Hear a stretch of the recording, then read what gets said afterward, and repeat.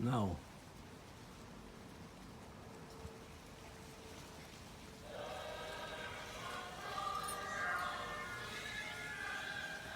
Hi everyone, I'm Stephanie Weisenfarth and I'm going to give you a little brief presentation about traditional German music.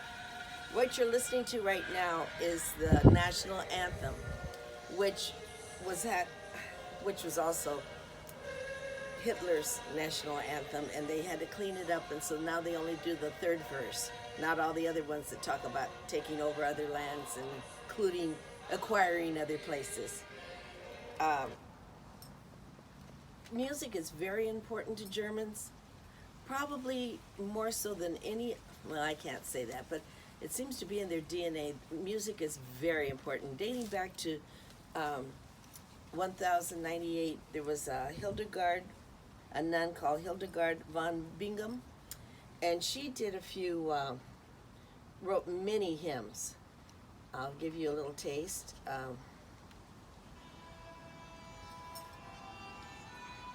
Most of her hymns are still used today, and she was pronounced a saint. She was very popular. She was considered a bit of a witch and a bit of a Christian. Things were different back in the old days, I dare say. The biggest importer of music, consumer of music, is Germany in Europe, and third in the world. Music is very, very important.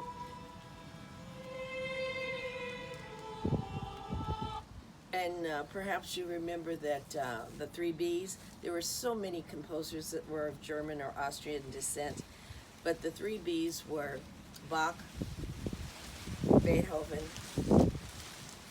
and Brahms. And we all are familiar with Brahms' lullabies. And there's another Austrian named Pachelbel. Doesn't sound very Austrian to me, but he was very popular. And his canon in D minor is my favorite of all the classics. Um, their music, that style of music, has lasted over several hundreds of years. It's just German soul music, the best way I can describe it. The Germans also used, they have folk music that's kind of like the polkas that you hear. They use a glockenspiel and the zither and the alphorn. And when the German settlers came to America, a lot of them settled in Fredericksburg, Texas, and they hired lots of Mexicans to work their large cattle ranches. And the two musics merged, the Marachi music and the German folk music. And it's played today. You might remember um, a singer that passed away, Selena. Her music was called Tejana, and Tejana is a blend of Mexican and German music, folk music together. Not many people know that. Um,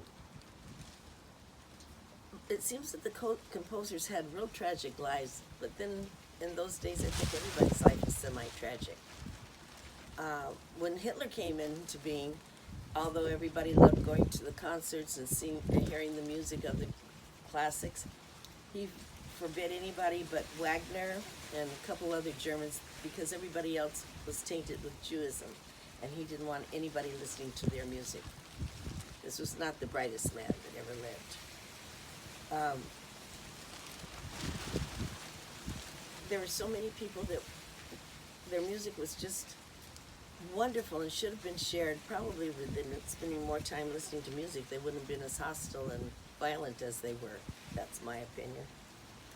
But anyhow, with your traditional classics, which have led others on to emulate them, I think that's the beginning of our music, world music. Thank you so much. My name is Stephanie Weisenfarth, and this is music, world music. Okay. No. Many musicians who were part of the members of the Nazi Party. Strauss was one of them. But he didn't believe in it. He's just trying to keep himself alive and his family alive. And as soon as the Nazi Party folded, he got out of that as quickly as he could. But there were some that were very active. But there was a famous movie star at the time. Her name was Marlene Dietrich, and she was German and was very vehemently against the Nazis. And she started a musical movement called cabaret, and that's where you went, what we would call clubs today, and listened to music. It was a different kind of music, and soulful songs were sung. And I'll give you a taste of one of her songs that was, many different rock stars have done their own version of it. Cat Stevens did a great version of it. Peter, Paul, and Mary did. Let's see if we can get you going here.